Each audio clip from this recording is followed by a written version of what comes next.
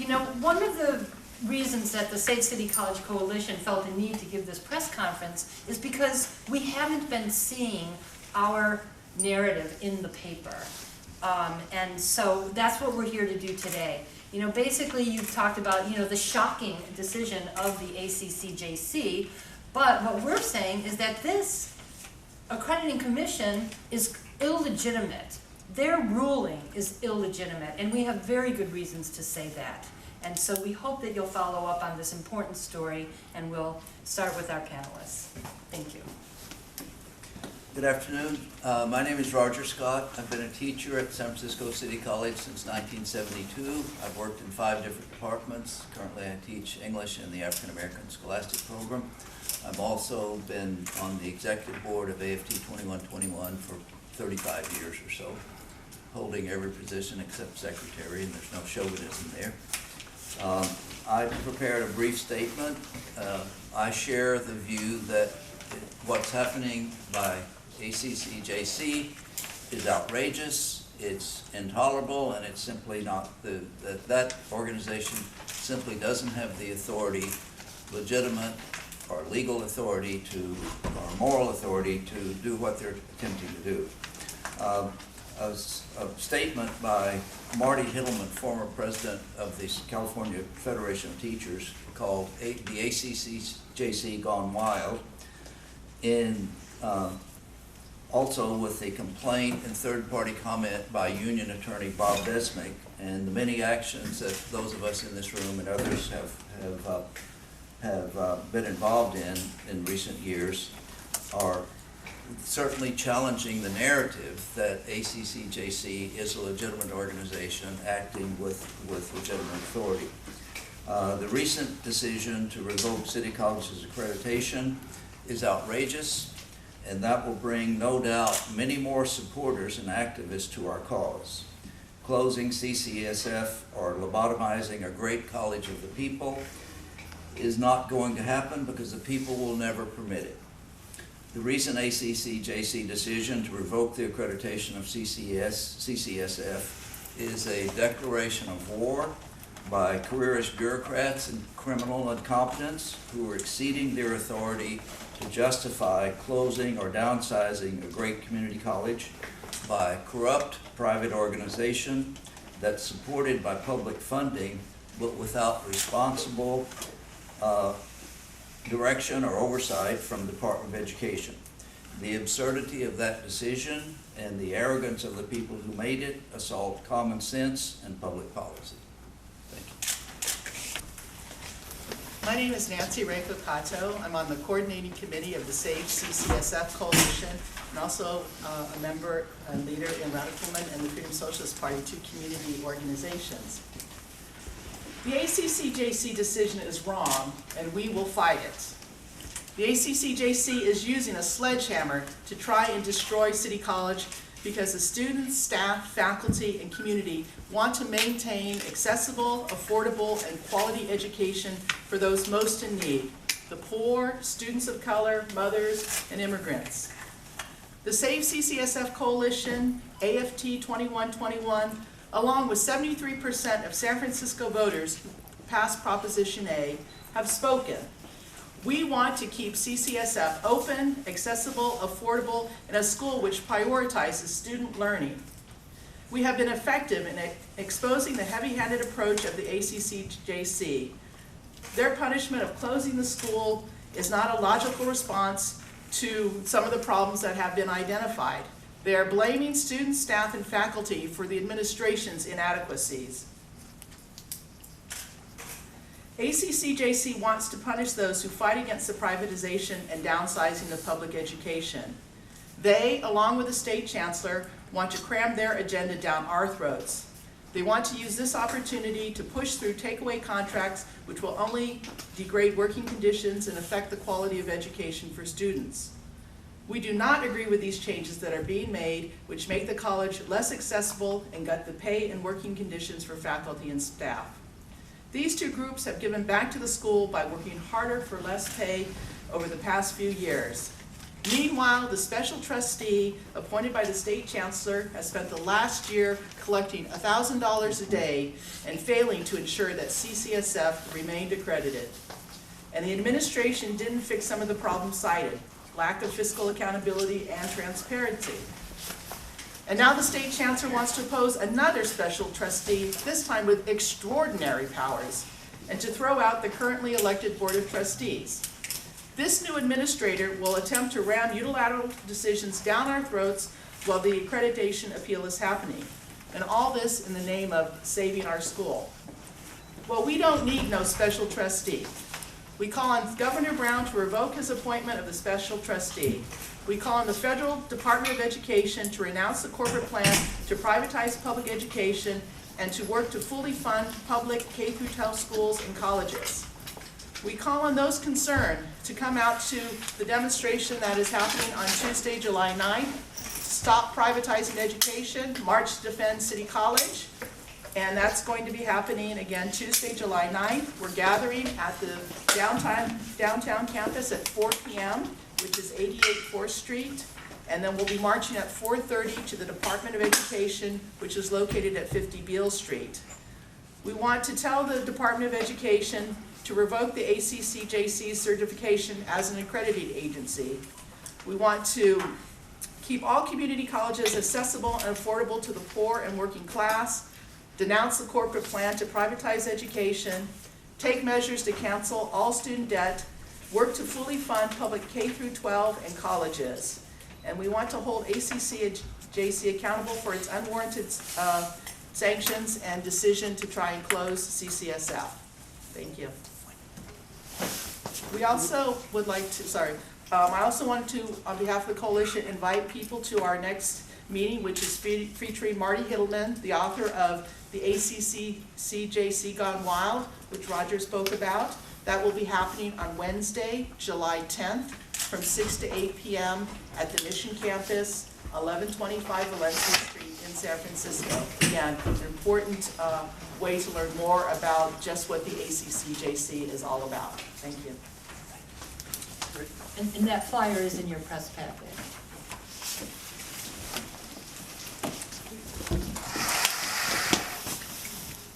Next, my name is Michael Estrada. I just finished up my 7th year as a faculty member teaching political science at City College San Francisco. I've decided to talk today, a little bit today, as a faculty member, also as a political scientist as well. And at the same time, though, there's plenty I could probably say as a former student. When I told my father that they were going to try to close the school and want to close the school, my father still helped me pay off my student loans. We made the joke, well, it's a good thing, Dad, that you still have that extra room in your house in case I need to move home a year from now. All you can do is joke about this terrible situation sometimes. But he is no doubt upset, just like me and everybody else here. So this past year has easily been the most difficult year as a faculty member at the college. I've only been there 7 years, but I'm sure my other faculty who've been there for longer can even attest to that. Essentially what we've had is a speed up as the workload has increased in a number of ways. One example is bigger classroom sizes, especially for general education classes, which are required by students to take in order to graduate and of course to transfer to four-year colleges. So in my intro to American government classes, typically 45 to 50 students in each of those classes. Now I teach 5 of those classes, oftentimes every semester, so do the math. That's a lot of students that I'm not just teaching, but that I'm grading for, and that I'm meeting with, and that I'm supporting in just various ways just to get through the semester. A lot of that is actual emotional support. Believe it or not, our students need that very much, coming from disadvantaged backgrounds and dysfunctional homes in many cases. Any educator would tell you this is a ridiculous number of students for us to have, and the real number should actually be closer to 20 or 25. We're better able as teachers to be more dynamic and experimental with smaller classroom sizes, and students learn much more effectively with smaller classrooms. At the same time, you have a deep in terms of working conditions or pay. this interim administration has imposed a 5% indefinite pay cut on full-time faculty. That translates to more than 10% on part-time faculty. And this despite faculty, the union, making concessions to the administration for around the last 4 years. We've negotiated concessions in the context of reduced money from the state. The irony is that we're being asked again to take deeper pay cuts than we were expected to or asked in the past, even though we're getting more money in the way of Proposition 30 and also Proposition A, the local proposition that was recently passed by voters in San Francisco. Now, as a political scientist, I think it's important to understand this in a larger context. While much of the situation gets talked about in terms of accreditation and local operations and functioning, so for example, the financial situation at the college, the administrative mismanagement that's happened. Politically speaking, I think it's pretty clear that the ACCJC is pushing a political agenda throughout the state of California and throughout the community college level system, more generally speaking. So as the CFT report indicates, that was recently, report/grievance that was recently put together by CFT's lawyer, it provides strong evidence that the ACCJC's commission is wielding power in political and even personal ways. So just a couple of examples. Campuses and districts that willingly go along with the commission's recommendations get sanctioned much less than campuses and districts that don't, or that just dare stand up and or resist some of these draconian measures, a lot of it financial, not just financial, but some of these cutbacks that they're imposing or recommending that colleges partake in.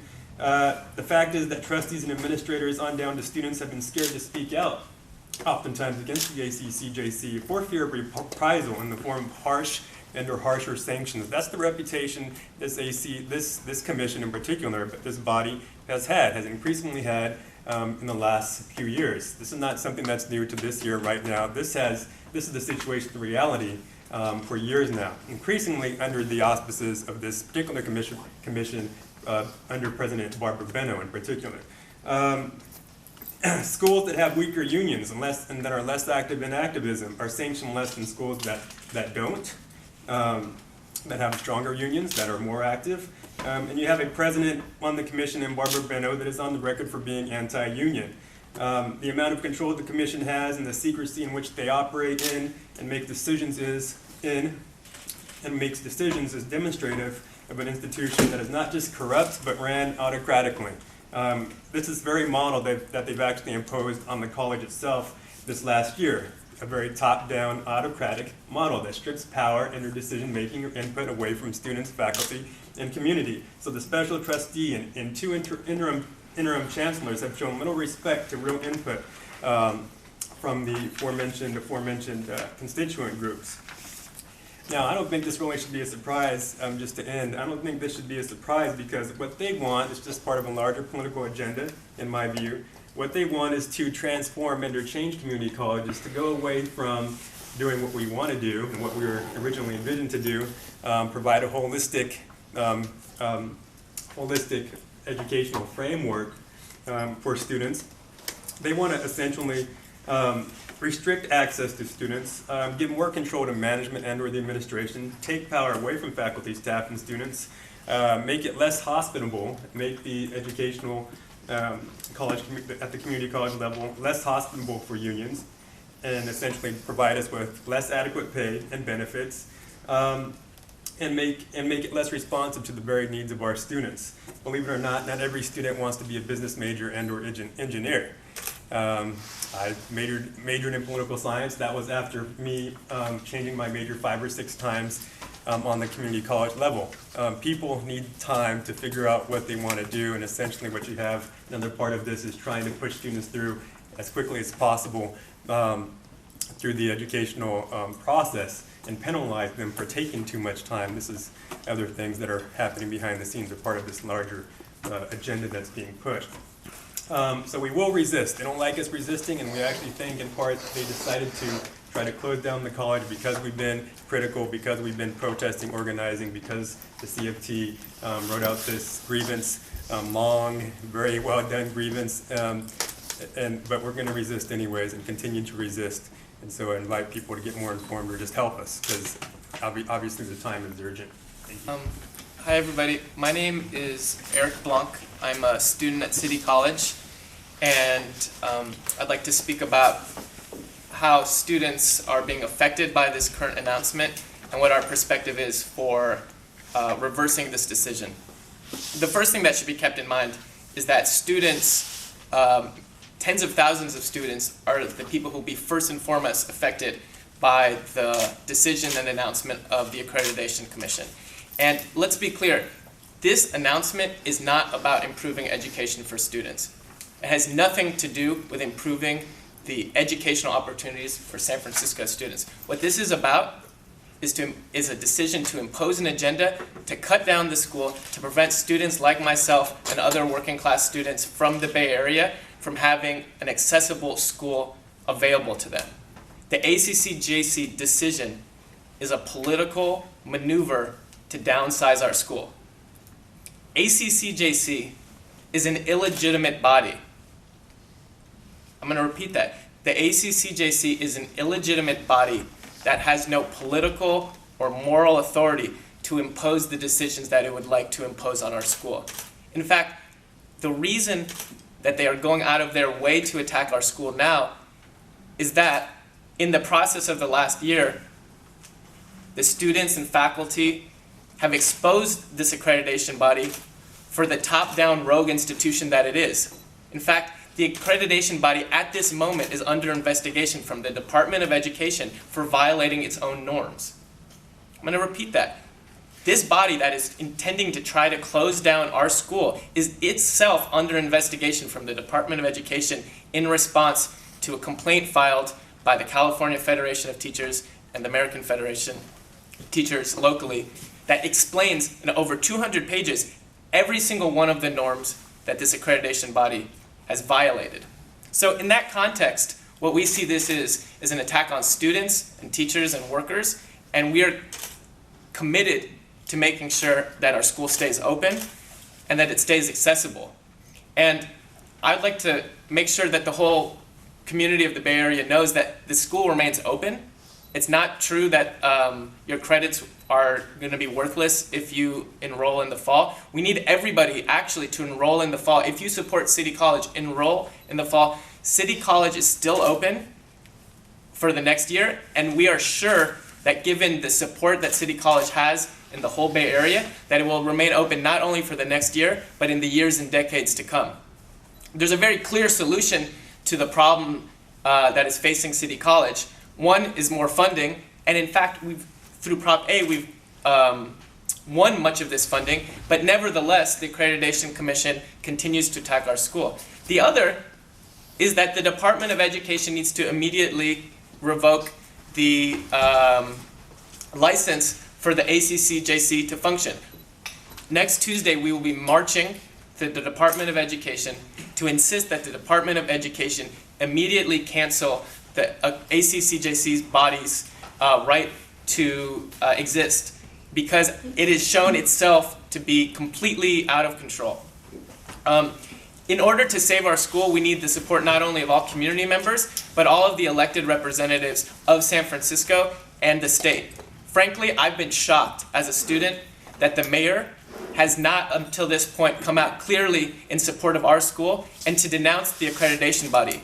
In fact, the elected representatives, instead of clearly siding with the school against the Accreditation Commission, have appeared to gone along with the bogus claims of the ACCJC. So we are calling on the mayor, we call on the governor, we call on all the elected representatives in the city and the state to immediately side with the school, to clearly take a stand against the ACCJC, and to say clearly that City College needs to remain open and accessible in the immediate year and in the years to come.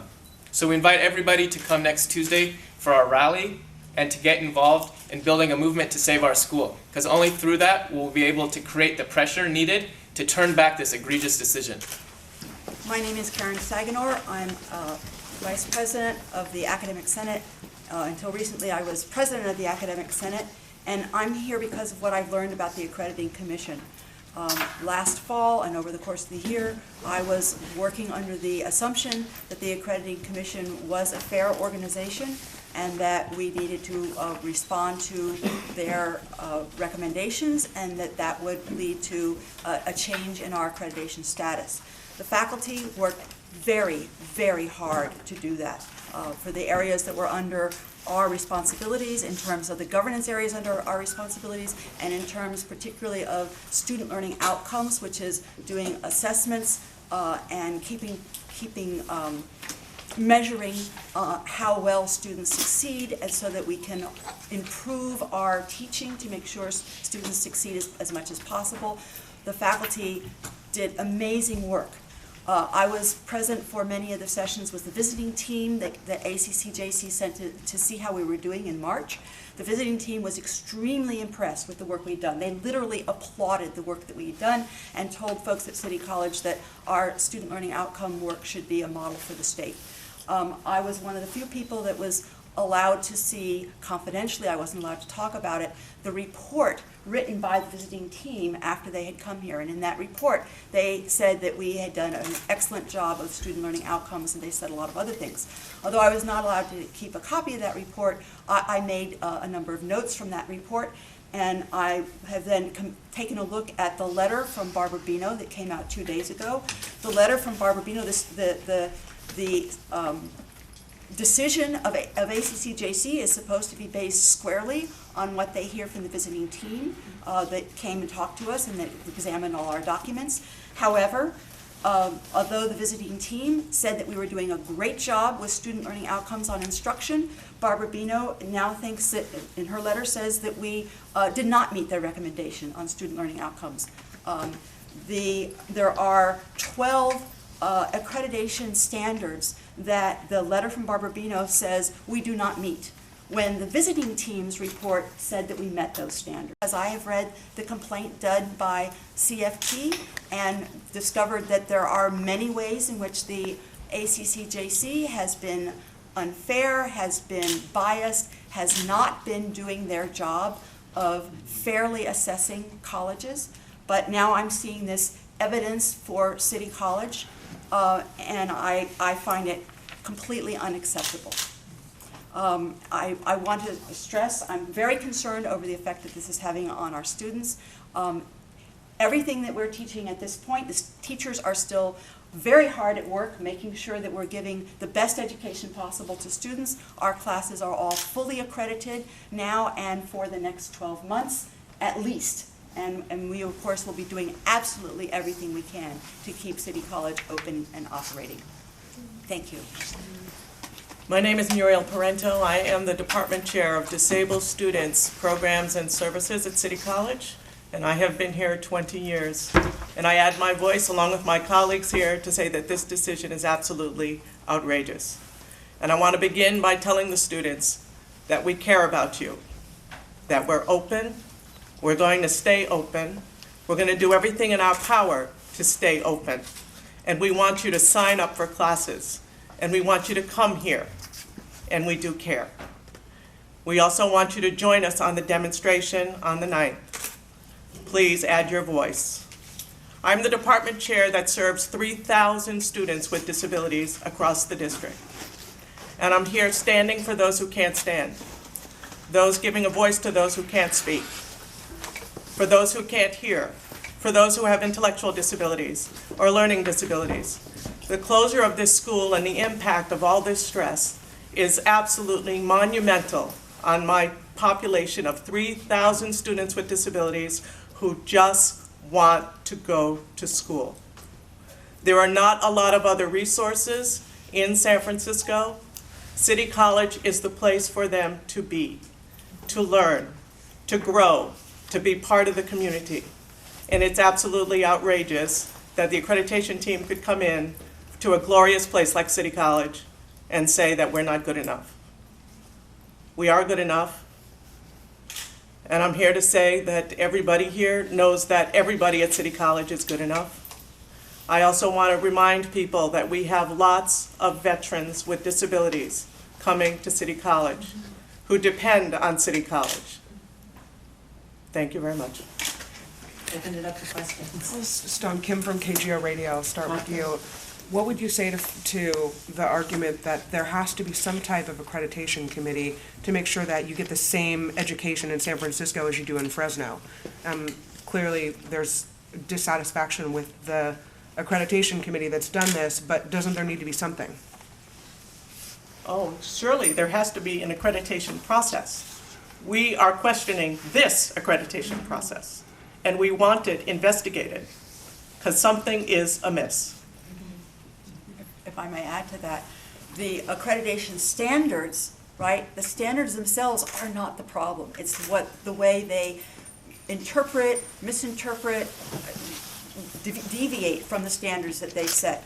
We have documented how we meet those accreditation standards, and we will, continue to work with those standards or whatever accreditation standards are set to us. Of course we meet standards. That's very important to us. And I see that you don't accept the accreditation committee's kind of authority and moral authority over your school, but the fact remains that it will strip this school of its accreditation next July if the appeal is not successful or if these changes are not made. So, even though you may not accept their authority, they are still technically governing this school. So is there a plan in place to make this appeal within the month or make the necessary changes to keep this school accredited? Our administration has said that they will do the review process and the appeal, but it's a rigged game. The review process goes to 3 commissioners who will be appointed by President Beno. If they don't overturn the ruling that our accreditation will be revoked in July 2014, then we can appeal that, and that appeal goes to the president of the ACCJC, Barbara Beno. So it's a rigged game, and you're right, they do have the power, but it has nothing to do with us meeting standards or not. We have done enormous work in this last year, and the ruling that they gave to revoke our accreditation has nothing to do with our not meeting the accreditation standards. This is a political move on their part. And so we're going to have to fight back politically. We're going to have to mobilize our communities. We're going to have to mobilize our elected officials. The best way to reverse this decision, in my opinion, is for the federal government, the Department of Education, to revoke the ACCJC's license to operate. Now, the ACCJC is actually in the process of both investigation, and its license is due to be renewed or revoked at the end of this year. So if the Department of Education deems, as we do, that the ACCJC has violated its own norms, then this decision would be revoked immediately by the Department of Education, which is why we're going to the Department of Education on Tuesday, and why I think that we really need all of the members of San Francisco and the politicians to side with us in calling on the Department of Education to take this immediate action.